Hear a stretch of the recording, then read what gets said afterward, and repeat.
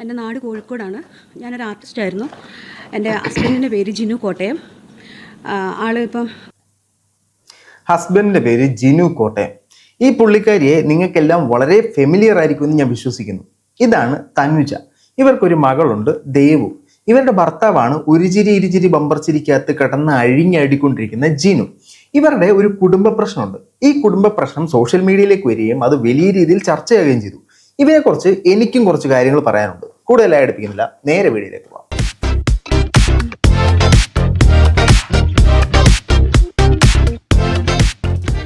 എല്ലാ പ്രിയ സുഹൃത്തുക്കൾക്കും പുതിയ വീഡിയോയിലേക്ക് സ്വാഗതം. നമ്മൾ കാണാൻ പോകുന്നത് തനുജയുടെ കേസാണ്.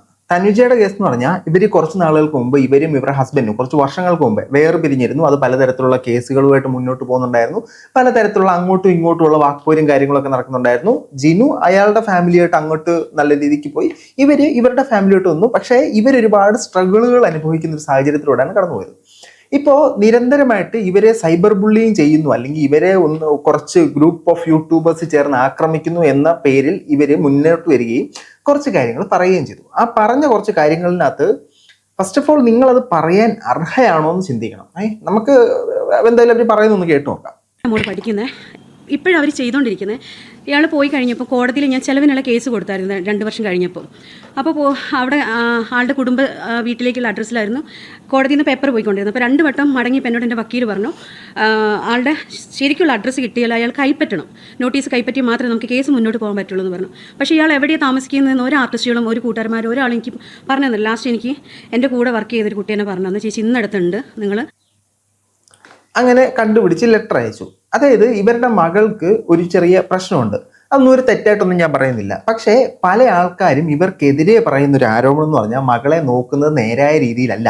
അതായത് നമ്മൾ ഈ സോഷ്യൽ മീഡിയയിൽ ഇത്തരം കൊന്തളിപ്പ് കാണിക്കുന്ന പലരെയും പറയുന്ന പോലെ തന്നെ ദേവുവിനെ പറയുന്നില്ല, രേണുവിനെ പറയുന്നില്ലേ മോനെ നോക്കുന്ന നന്നായിട്ടല്ല, ഷാജിദനെ പറയുന്നില്ല, അതേ ഒരു പ്രശ്നം തന്നെ ഇവരിലേക്ക് വന്നത്.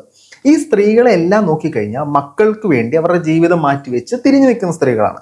അപ്പോൾ അവർക്ക് വളരെ ആക്റ്റീവായിട്ടുള്ള അല്ലെങ്കിൽ വളരെ തിരിച്ചു പറയേണ്ട ഒരുപാട് സ്റ്റേറ്റ്മെന്റുകളും പറയേണ്ടി വരും.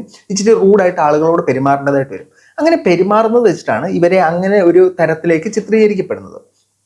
പക്ഷേ ഇവർ സോഷ്യൽ മീഡിയയിൽ നിൽക്കുന്ന സാഹചര്യത്തിൽ എങ്ങനെ പെരുമാറണം എന്ന കാര്യത്തിൽ ഇവർ ചിന്തിക്കേണ്ട ഒരു സാധനമുണ്ട്. ഇവർക്കെതിരെ പല ആളുകളും ഈ ചൈൽഡ് വെൽഫെയറിലൊക്കെ കേസ് കൊടുത്തിട്ടുണ്ട്.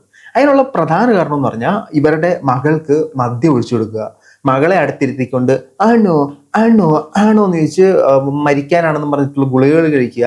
അങ്ങനെ മകളുടെ ഒരു ജീവിതത്തെ എങ്ങനെയാണ്, അല്ലെ മകളുടെ ഒരു ഭാവി എന്താണെന്ന് ചിന്തിക്കാതെ പല കാര്യങ്ങളും ഇവർ സോഷ്യൽ മീഡിയയിൽ കാട്ടിക്കൂട്ടുന്നുണ്ട്.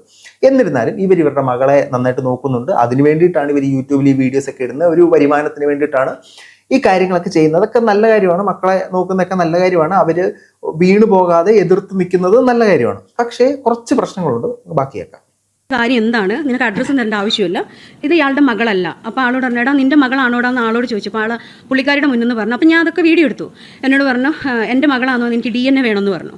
അപ്പോഴും മോള് കരഞ്ഞുകൊണ്ടിരിക്കുക അപ്പ എന്നുണ്ട്. ആൾ ഒരു മൈൻഡും ചെയ്യുന്നില്ല. അവർക്ക് ഇപ്പം ഉണ്ടായ കുഞ്ഞിനെയും കൊണ്ട് ആളെടുത്ത് പോകുമല്ലാതെ എൻ്റെ മോൾ ഒരു വശത്തുനിന്ന് പോലും നോക്കിയില്ല. ലാസ്റ്റ് ഞങ്ങൾ പോലീസ് സ്റ്റേഷനിൽ പോയി. അവിടെ ചെന്നപ്പോൾ പുള്ളി തെറ്റിയിട്ടുള്ളൊരു അഡ്രസ്സ് എനിക്ക് തന്നത്. പക്ഷേ അതിൽ ഈ ജിനു ഇപ്പം മറ്റൊരു സ്ത്രീയുടെ കൂടെയാണ് ജീവിക്കുന്നത്. അവർക്കിപ്പം നിലവിലൊരു കൊച്ചുമുണ്ട്. ഈ മകള് ഇടയ്ക്ക് ഈ ഇദ്ദേഹത്തെ വിളിച്ച് സംസാരിക്കുന്ന ഒരു ടെലിഫോൺ സംഭാഷണം റിലീസായിട്ടുണ്ടായിരുന്നു. ആ സംഭാഷണത്തിലും അദ്ദേഹം അല്പം റൂഡായിട്ട് തന്നെയാണ് സംസാരിക്കുന്നത്. ഇപ്പം എന്തിനാ വിളിച്ചത്, അമ്മയില്ലേ, അതായത് ഈ അമ്മ പറഞ്ഞ് വിളിപ്പിച്ചതാണോ എന്നറിയുന്ന തരത്തിലാണ് അദ്ദേഹം സംസാരിച്ചത്.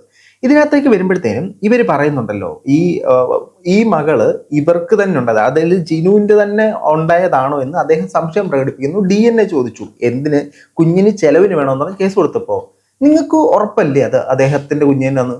DNA ടെസ്റ്റ് ചെയ്യാനായിട്ട് മാതാവ് സമ്മതിച്ചാൽ മതി. കുട്ടി മൈനറായിരിക്കുമ്പോൾ പേരന്റ് സമ്മതിച്ചു കഴിഞ്ഞാൽ അത് നടക്കും. ഇല്ലേ അതിനുള്ള ലീഗൽ നടപടികൾ നോക്കൂ. പ്രശ്നം തീർന്നില്ലേ, സംഭവം തീർന്നില്ലേ?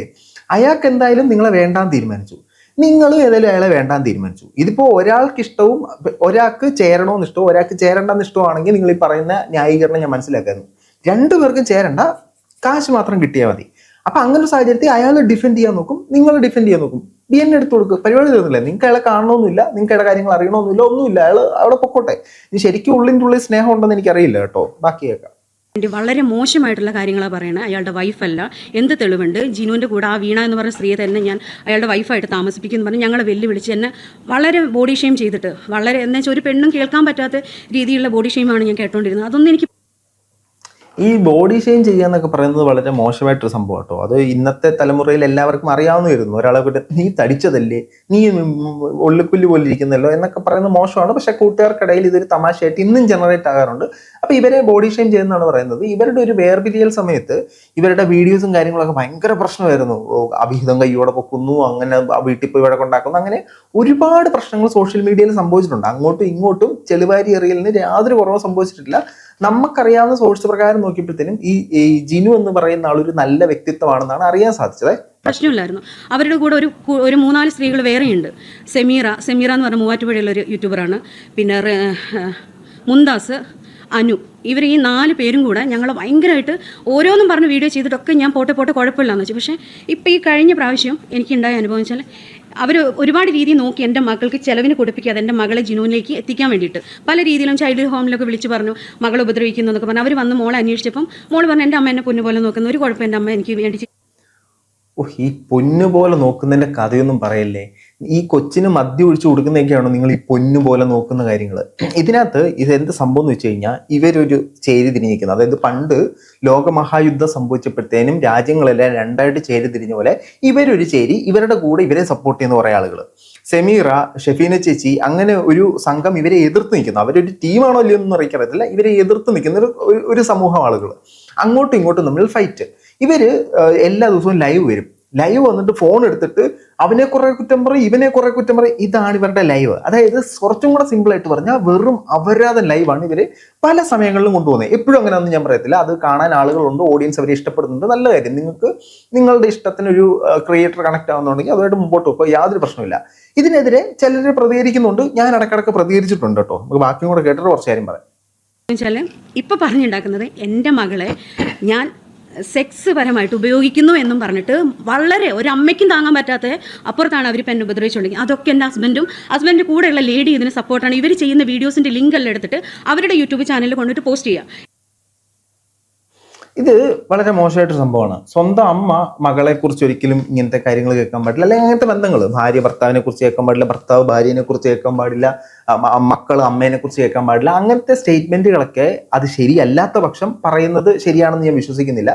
ഒരാളോട് എതിർപ്പുണ്ട്, അതുകൊണ്ട് എന്ത് തോന്നിയ ദിവസം പറയാം എന്ന് ചിന്തിക്കുന്നത് കറക്റ്റായിട്ടെന്ന് എനിക്ക് തോന്നുന്നില്ല. പിന്നെ മറ്റൊരു കാര്യം, ഈ ജിനുവും ഈ യൂട്യൂബറും കൂടെ ചേർന്ന് ഇവർക്കെതിരെ ഇത്തരത്തിലുള്ള അലിഗേഷൻസ് പറയുന്നു എന്ന് പറയുമ്പോഴത്തേനും ഈ പറയുന്ന ആളുകളെല്ലാം നിങ്ങൾ വെറുപ്പിച്ചു വെച്ചിരിക്കുകയാണ്. ഞാൻ ഇവർക്കെതിരെ ഒരു പ്രതികരണം നടത്തിയിരുന്നു. ഞാൻ മോശമായിട്ട് ഉള്ള സ്റ്റേറ്റ്മെന്റ്സ് ഒന്നും ഞാൻ പറഞ്ഞിട്ടില്ല. ഞാൻ ഇവരെ സർക്കാസത്തിലൂടെ ഞാൻ ട്രോൾ ചെയ്യുന്നു. ഇവരെ അടികുറ്റി പൂക്കുറ്റി എനിക്കിട്ടൊരു സ്ട്രൈക്ക് അങ്ങോട്ട് വന്നു യൂട്യൂബിൽ.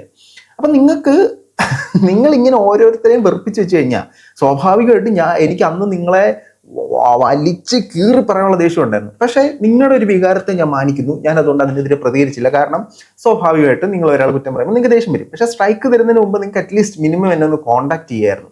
ഇന്ന സാധനം എനിക്ക് ബുദ്ധിമുട്ടുണ്ട്, റിമൂവ് ചെയ്യണമെന്ന് പറഞ്ഞാൽ ആര് പറഞ്ഞാലും അത് ശരിയാണെങ്കിൽ ഞാനത് റിമൂവ് ചെയ്യും. ഇവർ പക്ഷേ എനിക്കൊട്ട് അടിച്ചൊരു സ്ട്രൈക്ക് അങ്ങ് തന്നു. അതാണ് ഇവരുടെ ഒരു സാധനം. ഇവരെന്തോ വലിയ സംഭവമാണ്. ഇവരെല്ലാവരെയും അങ്ങ് എതിർക്കും. അങ്ങനെ എതിർക്കുന്ന ഒരാൾ പിന്നെ ഇങ്ങനെ കിടന്ന് മെഴുകാൻ പാടില്ല. നിങ്ങൾ എതിർത്ത് തന്നെ അങ്ങ് നിൽക്കും. അപ്പോഴും ഇവരുടെ ആ മകൾക്ക് വേണ്ടി നിൽക്കുന്നതും അല്ലെ കുടുംബം നോക്കാൻ വേണ്ടി നിൽക്കുന്നതും ഇവരുടെ കഷ്ടപ്പാടും അധ്വാനവും എല്ലാം ഞാൻ അംഗീകരിക്കുന്നു. പക്ഷേ എവിടോ ചില തകരാറുള്ളത് പോലെ എനിക്ക് അന്നും ഇന്നും എല്ലാം ഫീൽ ചെയ്തിട്ടുണ്ട്. കേസും ഇതൊക്കെ ആയിട്ട് പോകുമ്പോൾ ഒരുപാട് വൈകുമെന്ന് പറഞ്ഞു. പക്ഷേ അവർ യൂട്യൂബിൽ ഇങ്ങനെ ഈ മകളെ പറയുന്നതും എന്നെ ഈ അനാവശ്യം പറയുന്നതും എനിക്ക് ഇവരെ നിർത്തിക്കാൻ വേണ്ടി പലവട്ടം നോക്കി. പക്ഷേ ഇവർ നിർത്തുന്നില്ല. ഇപ്പോഴും ഇന്നലെയും എൻ്റെ മോളെ കൊണ്ട് പറഞ്ഞു, ഞാൻ അവരെ വീട്ടിലേക്ക് പോയി ഒന്ന് നിങ്ങൾ നിർത്ത്. യൂട്യൂബേഴ്സ് പലതും പറയുന്നു. മകളെ ആരെങ്കിലും പറയുന്നുണ്ടോ എന്ന് എനിക്കറിയത്തില്ല. എല്ലാവരും മകളെ സപ്പോർട്ട് ചെയ്ത് തന്നെയാണ് പറഞ്ഞ് ഞാൻ കേട്ടിരിക്കുന്നത്. മകളെ നിങ്ങൾ നോക്കുന്നില്ല എന്നുള്ള ധൈര്യത്തിലാണ് പലരും പറഞ്ഞതായിട്ട് ഞാൻ കേട്ടിരിക്കുന്നത്. ഇപ്പം എന്തിനാണ് ഇങ്ങനെ ഒരു പ്രസ് മീറ്റ്? ഇത് 5 വർഷം കഴിഞ്ഞിട്ടും ഇപ്പോഴും എന്തിനാണ് ഇതിന്റെ പുറകെ കഴിച്ചു പോകുന്നത് എനിക്കറിയത്തില്ല. ഇവർ പറയുന്നു ജിനു ഇവരെ ചൊറിയുന്നു, ഇവരെ കാണിക്കാനായിട്ട് ചില വീഡിയോ ഇടുന്നു എന്നൊക്കെയാണ് ഇവർ സംസാരിക്കുന്നത്. അതിലേക്ക് നമുക്ക് വരാം. അപ്പം നിങ്ങൾ ചെയ്യേണ്ടതെന്ന് പറഞ്ഞാൽ മാന്യമായിട്ട് അത് ഇടപെടാൻ നോക്കൂ. ഇപ്പം എനിക്ക് സ്ട്രൈക്ക് വന്നുകൊണ്ട് സ്വാഭാവികമായിട്ട് എനിക്ക് നിങ്ങളോട് ദേഷ്യം വരത്തുള്ളൂ. എനിക്ക് നിങ്ങളോട് അല്ലാതെ എനിക്ക് സ്ട്രൈക്ക് വന്നു നിങ്ങൾ സ്നേഹിച്ചേക്കാം എന്നെനിക്ക് തോന്നത്തില്ല. എനിക്ക് നിങ്ങളോട് ദേഷ്യം മാത്രമേ തോന്നത്തുള്ളൂ. അതേസമയം നിങ്ങൾ എന്നെ കോൺടാക്ട് ചെയ്തിട്ട് അതൊന്ന് റിമൂവ് ചെയ്തേക്കണേ, എനിക്ക് ആ വീഡിയോ ഇഷ്ടപ്പെടുന്നില്ല എന്ന് പറഞ്ഞു കഴിഞ്ഞാൽ അതൊരു ഡീസെന്റ് അപ്രോച്ച് ആയിട്ട് ഞാൻ കണ്ടേനെ. പക്ഷെ ഞാൻ ആ പകയൊന്നും പോക്കുന്നില്ല കേട്ടോ. നിങ്ങൾ ചെയ്ത സാധനങ്ങളൊക്കെ ഞാൻ അക്സെപ്റ്റ് ചെയ്യുന്നു. നിങ്ങൾക്ക് നിങ്ങൾ ജീവിതത്തിൽ പെട്ട കഷ്ടപ്പാടിനൊക്കെ ഞാൻ അക്സെപ്റ്റ് ചെയ്യുന്നു. അത് ഭയങ്കരമായിട്ട് സ്നേഹിച്ചിരുന്ന ഭർത്താവ് വേർപിരിയുമ്പോഴത്തേനും അല്ലെങ്കിൽ മകൾക്ക് ഇങ്ങനെ ഒരു അവസ്ഥ വരുമ്പോഴത്തേനും നിങ്ങളുടെ ജീവിതത്തിൽ ഒരുപാട് ബുദ്ധിമുട്ടുകൾ വരുമ്പോഴത്തേനും നിങ്ങൾ പോകുന്ന മാനസിക സമ്മർദ്ദം, മാനസികാവസ്ഥ ഞാൻ മനസ്സിലാക്കുന്നു കേട്ടോ. അതുകൊണ്ട് ഞാൻ നിങ്ങളെ എൻ്റെ ഒരു സ്ഥിരം സ്റ്റൈലിലൂടെ ഞാൻ നിങ്ങളെ വലിച്ചു കീറുന്നില്ല. നമുക്ക് ബാക്കിയൊക്കെ. പക്ഷെ ഇപ്പോഴും അവൾ പറയാം, അവർ മോളെ സങ്കടപ്പെടുത്താൻ എന്നെ വേദനിപ്പിച്ചോടെ, പക്ഷെ ആ കുഞ്ഞുമായിട്ടുള്ള വീഡിയോസ് നിരന്തരം യൂട്യൂബിൽ ചെയ്തുകൊണ്ടിരിക്കുന്നു. അത് കാണുമ്പോൾ എടുത്തിട്ട് കാണും, ഇരുന്ന് കാര്യം, എടുത്തിട്ട് കാണും കാര്യം. പക്ഷെ ഡോക്ടർ പറയുന്നത് അവളെ മാക്സിമം. എനിക്ക് ആർക്കെങ്കിലും സംഭവം മനസ്സിലായോ? അതായത് ജിനു ഇപ്പോൾ മറ്റൊരു സ്ത്രീയുടെ കൂടെയാണ്, അവരുടെ കൂടെ ഒരു കുഞ്ഞുണ്ട്. ആ കുഞ്ഞിൻ്റെ കൂടെയുള്ള വീഡിയോസ് അദ്ദേഹത്തിൻ്റെ സോഷ്യൽ മീഡിയയിലൂടെ പുറത്തേക്ക് പ്രചരിപ്പിക്കുമ്പോൾ അത് ഈ കുട്ടി കണ്ടിട്ട് കരയുന്നു, വിഷമം ഉണ്ടാകുന്നു. ഇവളെ സന്തോഷമായിട്ട് വെക്കാനാണ് ഡോക്ടർ പറയുന്നത്. എന്നെ കൊണ്ട് പറ്റുന്നതല്ല, ഞാൻ സന്തോഷമായിട്ട് വെച്ചിട്ടുണ്ട്. ഓക്കെ ഫൈൻ, ഞാൻ അക്സെപ്റ്റ് ചെയ്യുന്നു. ബാക്കി നല്ല സന്തോഷമായിട്ടുള്ള രീതി കൊണ്ടുപോകണം എന്ന് പറയുമ്പോൾ ഈ വീഡിയോ അവർ ചെയ്തുകൊണ്ടിരിക്കുക. പക്ഷെ എന്നാൽ എന്നെ കൊണ്ട് പറ്റുന്ന പോലെ ഞാൻ അവളെ നോക്കുന്നുണ്ട്. ഈ വീഡിയോ അവർ ചെയ്തുകൊണ്ടിരിക്കുകയാണ് എന്നാണ് പറയുന്നത്. ഇതിനകത്ത് അവരുടെ കുടുംബത്തിൽ നടക്കുന്ന, ഇപ്പം അതാണല്ലോ അയാളുടെ കുടുംബത്തിൽ നടക്കുന്ന കാര്യങ്ങൾ അയാളുടെ സോഷ്യൽ മീഡിയയിൽ അയാൾ ഇടുന്നതിനെ നമുക്ക് എങ്ങനെ എതിർക്കാൻ പറ്റും? അപ്പം നമുക്ക് ചെയ്യാൻ പറ്റുന്നത്, നിങ്ങൾക്ക് എന്തായാലും അവളെ കാണണ്ട, ജസ്റ്റ് എടുക്കുക, ബ്ലോക്ക് ചെയ്യുക, സാധനം തീർന്നില്ലയോ? മകൾക്ക് തീർച്ചയായിട്ടും അച്ഛനോടുള്ള അറ്റാച്ച്മെന്റ് പോകാൻ സാധ്യതയില്ല. അപ്പം മകളിലേക്ക് അത് എത്താതെ നോക്കുക. ഞാൻ പലതരത്തിൽ ശ്രമിച്ചു, പിന്നെയും നിങ്ങൾ ബ്ലോക്ക് ചെയ്തിട്ട് ബ്ലോക്കിങ്ങിനെ തള്ളി മാറ്റി കയറി വരുമൊന്നും അല്ലല്ലോ. അപ്പം ബ്ലോക്ക് ചെയ്തിട്ട് സംഭവം പര്യവസാനിപ്പിക്കുക. നിങ്ങൾക്ക് ഇത്തരത്തിലുള്ള പ്രശ്നങ്ങൾ വരുന്നുണ്ടെങ്കിൽ തീർച്ചയായിട്ടും നിങ്ങൾ നിയമപരമായിട്ട് മുമ്പോട്ട് പോവുക. അല്ലാതെ അങ്ങോട്ടും ഇങ്ങോട്ടും വീണ്ടും ചെളിവാരി എറിഞ്ഞുകൊണ്ടിരുന്ന രണ്ടുപേരും നാറും എന്നുള്ള യാഥാർത്ഥ്യം മനസ്സിലാക്കുക. എന്നിട്ട് എത്ര പെട്ടെന്ന് അടുത്ത സ്ട്രൈക്ക് നമുക്ക് താഴെ കേട്ടോ. അപ്പോൾ മറ്റൊരു വീഡിയോ ആയിട്ട് കാണുന്നവരെ